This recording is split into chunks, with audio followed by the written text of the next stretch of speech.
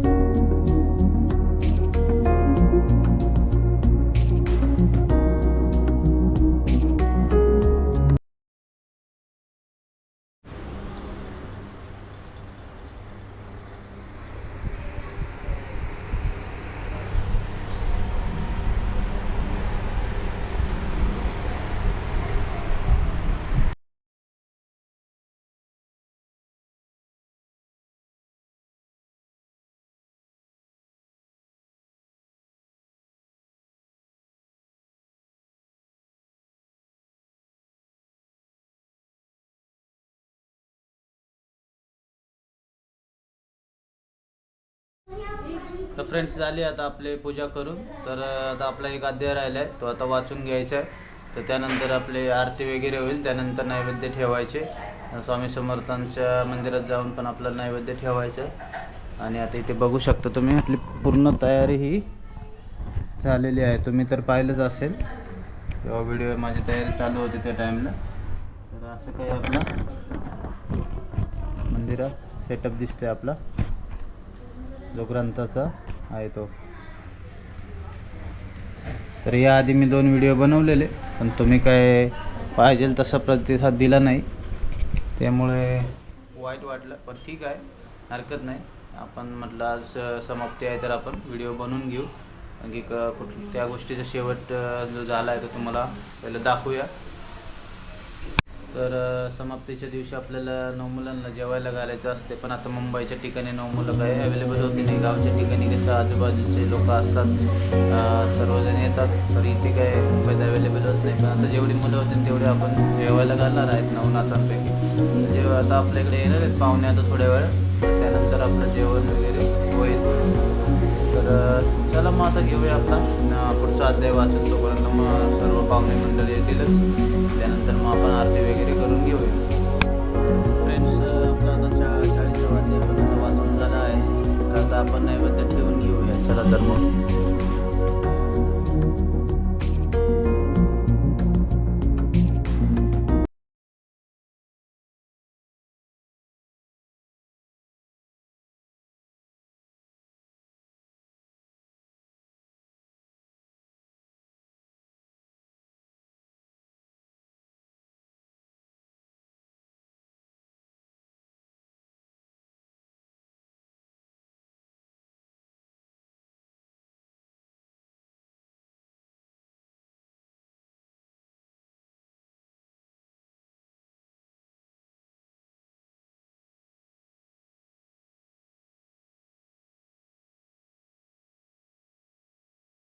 तर फ्रेंड्स, आपलं नैवेद्य वगैरे ठेवून झालं. आता आपल्याला खाली मंदिरात जायचं आहे आपल्या स्वामी समर्थांच्या. तिथे आपल्याला नैवेद्य ठेवायचं आहे, आणि कधी पण आपण जेव्हा समाप्ती असेल आपली नवनाथ ग्रंथाची, तर त्यावेळेस आपण मेंदूवडा नक्की बनवायचा आहे. कारण की आपल्याला आपल्या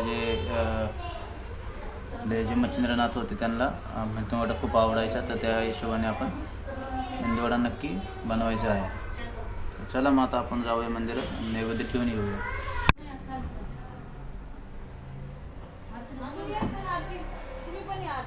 करू का?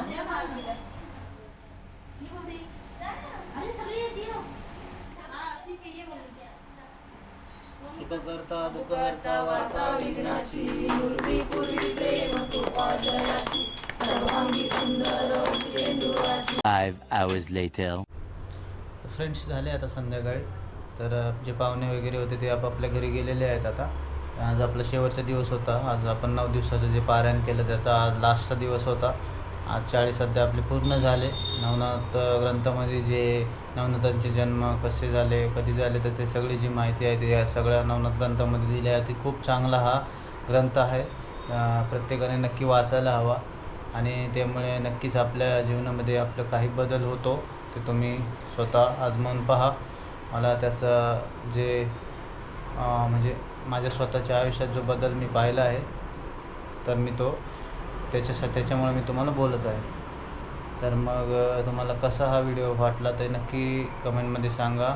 इथपर्यंत व्हिडिओ बघितला त्यासाठी खूप खूप धन्यवाद. चला आपण भेटू आता नेक्स्ट ब्लॉगमध्ये. आपण स्वस्थ राहा, मस्त राहा, स्वतःची काळजी घ्या, फॅमिलीची काळजी घ्या. चला, जय शिवराय.